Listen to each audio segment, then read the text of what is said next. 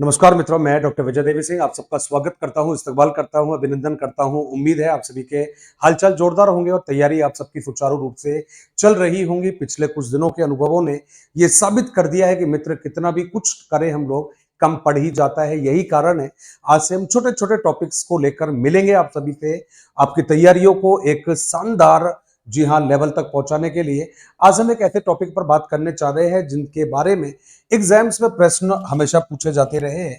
तो आप कहोगे सर ऐसा कौन सा टॉपिक है? तो मित्रों याद रखिएगा, एक प्रश्न आपकी एग्जाम में आता है और ये जो प्रश्न है आपके, इसका जो संबंध है ये रहता है कि भाई मनोविज्ञान के कुछ संप्रदाय होते हैं और उन संप्रदाय के बेसिस पर, जिनको आप स्कूल ऑफ साइकोलॉजी कहते हो, जी हाँ, जिसको हम लोग कह देते हैं कि भाई स्कूल्स ऑफ साइकोलॉजी, ये टॉपिक है मित्रों आप लोगों को, जो आपको पढ़ना भी है, आपको समझना भी है। अब सवाल ये कि भाई स्कूल ऑफ साइकोलॉजी या फिर मनोविज्ञान के जो संप्रदाय नामक टॉपिक है, इसमें से हमें पढ़ना क्या क्या है। तो भाई देखिएगा, इसमें एक बात आप सभी को ध्यान रखना है कि इसमें एक प्रश्न आएगा आपके और वो पूछा जाएगा कि जो मनोवैज्ञानिक है या जो मनोवैज्ञानिक संप्रदाय है, उसमें से कौन से वाले संप्रदाय का जनक किसे माना जाता है। और चाहे आप मुझे बात करिएगा कि जो भी संप्रदाय है उससे जुड़े हुए यदि कोई मुख्य तथ्य है, कोई ऐसी बातें हैं जो बहुत ज्यादा फेमस रही है, ये प्रश्न यहां से बनते हैं। तो आइए हम बात कर लेते हैं कि कौन से संप्रदाय है और उनसे जुड़ी हुई बातें कौन कौन सी रहेगी। तो मित्रों सबसे पहले हमने एक संप्रदाय मेंशन किया है, ये संप्रदाय हमारा कौन सा रहेगा, आइए देख लेते हैं जरा। तो हमने सबसे पहले एक संप्रदाय मेंशन किया है जिसे मैंने नाम दिया है संरचनावाद। ध्यान रखिएगा, ये पहला संप्रदाय है जिसको आप लोगों ने संरचनावाद दिया है। अब मित्रों ध्यान रखना है, संरचनावादी जो संप्रदाय है इससे जुड़ी हुई कुछ बातें हैं, कुछ महत्वपूर्ण तथ्य है जो हमेशा एग्जाम से पूछे जाते रहे हैं। एग्जाम्पल के लिए इसका जनक यदि पूछोगे तो जनक में आपको एक नाम बताना है मित्र, और ये रहेगा आपका टिचेनर। तो यदि कोई पूछेगा कि भाई इस संप्रदाय का जो जी हाँ जनक है ये किससे माना जाएगा, तो आपने आंसर दिया है संरचनावाद का जनक जो है वो टिचेनर को माना जाएगा। अब इससे जुड़ी हुई बातें हमें क्या क्या ध्यान में रखनी है।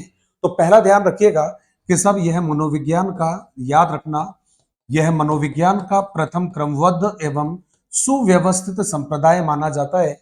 क्या जवाब रहेगा? मनोविज्ञान का प्रथम, सबसे पहले आपको ध्यान रखना है, और प्रथम के अलावा सुव्यवस्थित, और सुव्यवस्थित के साथ में मित्रों आपको ध्यान रखना है कि सब मनोविज्ञान का प्रथम सुव्यवस्थित एवं क्रमबद्ध कहिएगा संप्रदाय माना जाता है, क्रमबद्ध संप्रदाय माना जाता है। ये इसका पहला जवाब हुआ है। आपकी एग्जाम्स में प्रश्न आ रखा है कि मनोविज्ञान का प्रथम क्रमबद्ध एवं सुव्यवस्थित अध्ययन करने वाला संप्रदाय कौन सा है, तो आपका आंसर आपके सामने रहेगा।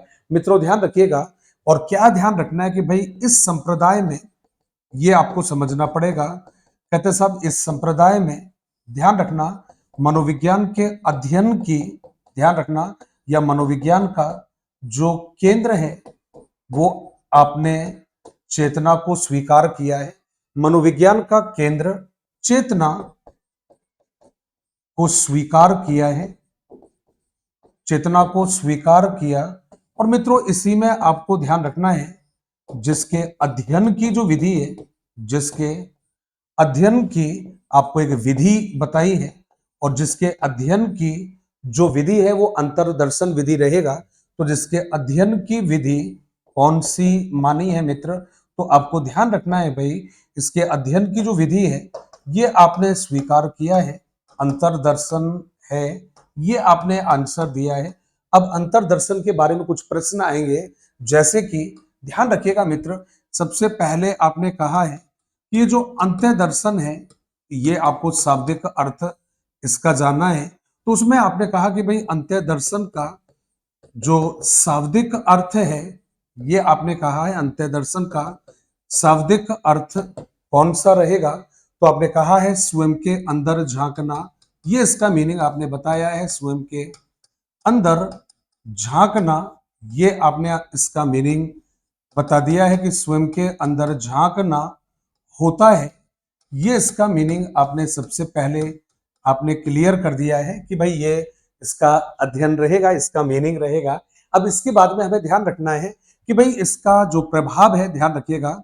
और उसमें कहा है कि भाई आपको विलियम वुंट, ध्यान रखना है आपका, विलियम वुंट का संबंध इसी संप्रदाय से है।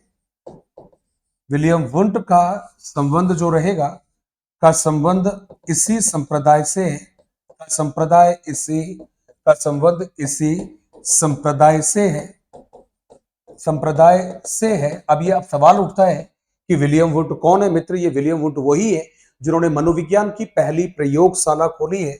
जी हाँ, जिन्हें, ध्यान रखना आप लोगों को, ये छोटी छोटी जो बातें रहती है एग्जाम में बड़ी महत्वपूर्ण साबित होती है।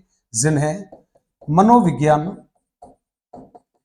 की प्रथम प्रयोगशाला, ये ध्यान रखना है आप लोगों को, क्या कहा है आपने कि मनोविज्ञान की प्रथम प्रयोगशाला की स्थापना का श्रेय है मनोविज्ञान के, जी हां, आपने कहा है मनोविज्ञान की प्रथम प्रयोगशाला की स्थापना का श्रेय, स्थापना कहां पर मित्र? तो ईयर भी आपको मेंशन करना है, 1879 जर्मनी, ये आपने कह दिया है जर्मनी।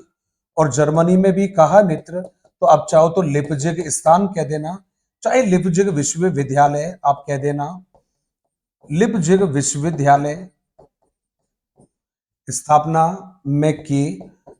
अब ये जो लिपजिग जो विश्वविद्यालय है मित्र, आज इसको कार्ल मार्क्स यूनिवर्सिटी नाम दिया है आपने, तो ये पहला संप्रदाय है आपका। अब इससे आगे हम दूसरा संप्रदाय देखें यदि, तो दूसरा जो संप्रदाय है मित्र, ये हमने मेंशन किया है। और दूसरा जो संप्रदाय है हमारा, ये आपने नाम दे दिया है प्रकार्यवाद। दूसरा संप्रदाय जो है वो प्रकार्यवाद माना जाता है। इसका जो संस्थापक है मित्र, ये माना है आपने विलियम जेम्स को माना है। कौन रहेगा? विलियम जेम्स रहेगा। विलियम जेम्स के अलावा एंजिल आपका रहेगा। एंजिल के अलावा मित्रों हार्वे माना गया है। तो विलियम जेम्स हो गया है, हार्वे हो गया है, और हार्वे के अलावा आपने जॉन डीवी कहा है। ये सारे लोग इस संप्रदाय के समर्थक माने गए हैं। अब ये संप्रदाय करता क्या है भाई, इसका जो महत्व है क्या है? तो आपने कहा कि भाई यह संप्रदाय दो प्रश्नों पर केंद्रित है, दो प्रश्नों पर केंद्रित है। अब आप कहोगे सर ये दो प्रश्न जो है वो कौन कौन से हैं? तो पहला जो प्रश्न है ये आपने मेंशन कर दिया है कि व्यक्ति क्या करता है मित्र, व्यक्ति क्या करता है, ये पहला प्रश्न हुआ है आपका। और दूसरा जो प्रश्न है आपका कि व्यक्ति क्यों कोई कार्य करता है, व्यक्ति क्यों कोई कार्य करता है, कोई कार्य करता है, ये दो प्रश्न है आपके जो आपको ध्यान में रखना है। भाई ये एक और आपका संप्रदाय हुआ है। हम लौटेंगे आपके अगले संप्रदाय की तरफ, नोट करते रहिएगा, मजा आएगा जोरदार वाला। बहुत सारी तैयारी आपने की होगी, बहुत सारे आपने मनोरंजन किए होंगे, लेकिन मनोरंजन नहीं पढ़ाई का काम होगा यहाँ पर। इसके बाद में मित्रों आपको ध्यान रखना है, हमने अगला जो संप्रदाय है ये कहा है आपने मनोविश्लेषणवाद कह दिया है। ये आपका मनोविश्लेषणवाद है मेरे मित्र। और ये जो मनोविश्लेषणवादी संप्रदाय है, इसके साथ में जिस विद्वान का नाम जुड़ा हुआ है वो कोई और नहीं है मित्र, बल्कि सिगमंड फ्राइड माने जाते हैं। कौन माने जाते हैं? तो आपको ध्यान रखिएगा, सिगमंड फ्राइड इस संप्रदाय के जनक माने गए हैं। अभी जो सिगमंड फ्राइड वाली जो कहानियां हैं आइए देख लेते हैं। तो पहली बात तो ये कि सब इस संप्रदाय की जो स्थापना है, इस संप्रदाय को मनोविज्ञान का प्रथम वल कहा है, मनोविज्ञान का प्रथम वल कहा है। अब प्रथम वल कह देना या आप आप फोर्स कह दीजिएगा, फर्स्ट कहा है आपने, first force of the psychology कहा है आपने।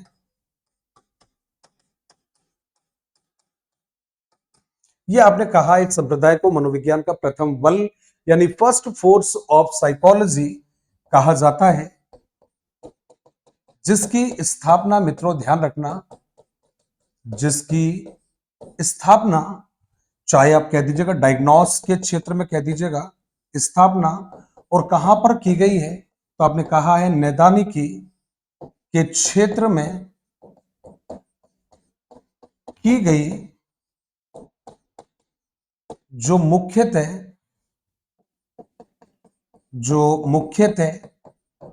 अचेतन मन, आपने कहा है अचेतन मन के अध्ययन पर बल देता है, अचेतन मन के अध्ययन पर बल देता है मित्र। ये इसके बारे में भी कुछ बातें हुई है। इसके अलावा जब हम बात करेंगे देता है, तो ये एक और आपका संप्रदाय हुआ है। अब आपने कहा सर ये अन्य जो संप्रदाय है आपका ये कौन सा रहेगा, आइए देख लेते हैं ऐसे ही छोटे छोटे मजेदार प्रयासों के साथ में। तो अगला एक संप्रदाय है आपका जिसको आप लोगों ने नाम दिया है व्यवहारवाद, कहा है मित्र व्यवहारवाद। अब ये जो व्यवहारवादी जो आपका संप्रदाय है, यदि इसमें चलने से पहले एक छोटी सी बात और जानना चाहोगे तो मजा आ जाएगा आपको। तो आपने कहा सब कैसे, तो भी देखो आपने अभी जाना है मनोविश्लेषणवाद, लेकिन देखिए एक नाम कई बार आ जाता है और वो रहेगा नव फ्रायडवादी। अब ये कई बार आपसे एक प्रश्न पूछा जाता है कि भाई नव फ्रायडवादी किसे कहा गया है, नव फ्रायडवादी के नाम से मनोविज्ञान में कौन जाना जाता है। तो याद रखिएगा यहां पर कुछ नाम आएगा जैसे कि अल्फ्रेड एडलर आपका नाम रहेगा, अल्फ्रेड एडलर आपने कहा है मित्र। दूसरा नाम दिया है कैरॉन हार्नी, कहा है आपने, तो कैरॉन हार्नी ये आपने मित्रों कहा है। नेक्स्ट कहा है आपने एरिक फ्रॉम, कहा है आपने एरिक फ्रॉम। कार्ल जुंग कह दिया है मित्र, कार्ल जुंग या जिसको युंग कहते हो आप। इसके अलावा भी आपको ध्यान रखना है, और एरिक्सन जो रहेगा, जी हां एरिक्सन, ये मित्रों आपके कुछ नाम है।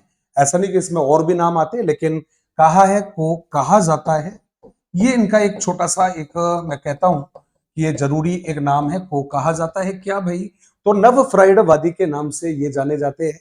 फिर हम बात करेंगे आपसे अगले संप्रदाय के बारे में, व्यवहारवाद के बारे में। और जो व्यवहारवाद है मित्रों हम सभी को मालूम है, इसके जो जनक है ये जेवी वॉटसन माने गए हैं। जी हाँ, जेवी वॉटसन को इस संप्रदाय का जनक कहा गया है। मित्रों ध्यान रखिएगा जो व्यवहारवाद के जनक है वो इन्हीं को आपने कहा है। तो ये बंदा है जिसको आप लोगों ने व्यवहारवाद का जनक कहा है, ये आपको ध्यान में दिया है। एवं व्यवहार की वस्तुनिष्ठ व्याख्या की है, व्यवहार की व्याख्या वस्तुनिष्ठ रूप में की है, ये आपका जवाब रहेगा। व्यवहारवाद का जनक एवं व्यवहार की व्याख्या वस्तुनिष्ठ रूप में की, इन्होंने निरीक्षण विधि को प्रस्तुत किया है, निरीक्षण विधि को प्रस्तुत किया है। अब इसके बारे में मित्रों एक छोटी सी बात रहेगा, वो आपको ध्यान में रखना है। कौन से वाली, कहते हैं कि भाई यही वो बंदा है जिसने आपको बताया है कि सब एक कथन है इनका, कौन से वाला, आप मुझे, ये कहा इन्होंने आप मुझे स्वस्थ बालक दे दो, ये कहा था इन्होंने आप मुझे स्वस्थ बालक दे दो, मैं उसे दे दो, मैं उसे जो चाहे बना सकता हूं, मैं उसे जो चाहे वो बना सकता हूं। ये भाई इनका एक स्टेटमेंट रहा है, बड़ा फेमस है ये, बना सकता हूं। ये आपका आंसर है इनके बारे में, जो कि बड़ा फेमस माना गया है। अब ये जरूर ध्यान रखिएगा कि जो व्यवहारवाद है मित्र, इसको हमने एक नाम दे दिया है, क्या नाम रहेगा ये देख लेते हैं। कहते साहब इसको आपने कहा है, क्या कहा है, कहते साहब मनोविज्ञान का दूसरा बल कहा गया है, मनोविज्ञान का दूसरा बल। ध्यान रखना ये मनोविज्ञान का दूसरा बल इस संप्रदाय को कहा है, इस संप्रदाय को कहा, मतलब second force of the psychology, इस वाले संप्रदाय को आपने कहा है। और अब हम लास्ट जो संप्रदाय है उसके बारे में बात करेंगे, और ये रहेगा आपका मानवतावादी संप्रदाय मित्र, मानवतावादी संप्रदाय।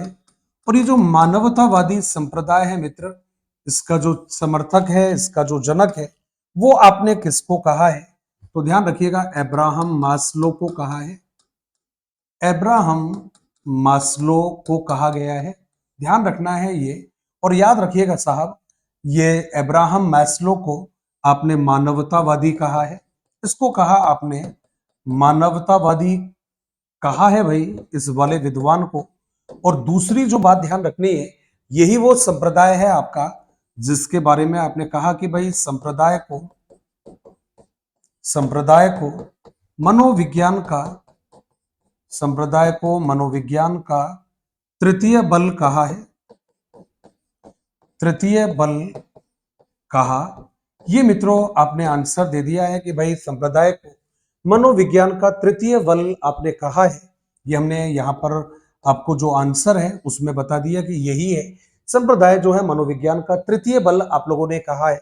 और नेक्स्ट आपको ध्यान रखना है मेरे मित्र, कहते हैं साहब इसी में आवश्यकता पदानुक्रम का सिद्धांत कहा है आपने, आवश्यकता पदानुक्रम का सिद्धांत आपने कहा है, सिद्धांत कहा, जिसमें 5 आवश्यकताओं, जिसमें 5 आवश्यकताओं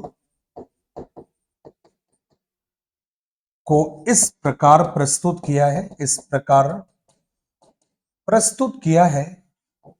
आइए जरा देख लेते हैं मित्र कैसे प्रस्तुत किया है। तो देखो भाई, आपने सबसे पहले आपने एक डायग्राम ड्रॉ करना है कुछ इस प्रकार से। आइए देखते हैं कि भाई कैसे हमें डायग्राम ड्रॉ करना है। ये वाला आपने एक डायग्राम यहां पर ड्रॉ किया है। अब मित्रों इसमें क्या किया आप लोगों ने, सबसे पहले कह दिया है कि भाई ये होती है शारीरिक आवश्यकता होती है व्यक्ति की, ये आपने पहला नाम दे दिया है। तो पहला हो गया मित्र शारीरिक आवश्यकता हो गई है आपकी, ये आपने जवाब दिया है। इस शारीरिक आवश्यकता के बाद में आपने दूसरा नाम दे दिया है, और ये रहेगा आपका शारीरिक के बाद में सुरक्षा आवश्यकता, ये आपने कह दिया है नेक्स्ट वाला। तो भाई ये आपकी शारीरिक के बाद में सुरक्षा हो गया है मित्र। इसके बाद में फिर आपने एक आवश्यकता बताई है, और थर्ड वाली जो रहेगी इसको हम लोगों ने नाम दिया है प्रेम और अपनत्व की, प्रेम एवं अपनत्व वाली एक आवश्यकता इन्होंने बताई है। इसके बाद में मित्रों याद रखना है आप लोगों को, और ये रहेगा फिर आपकी सम्मान की आवश्यकता रहेगा।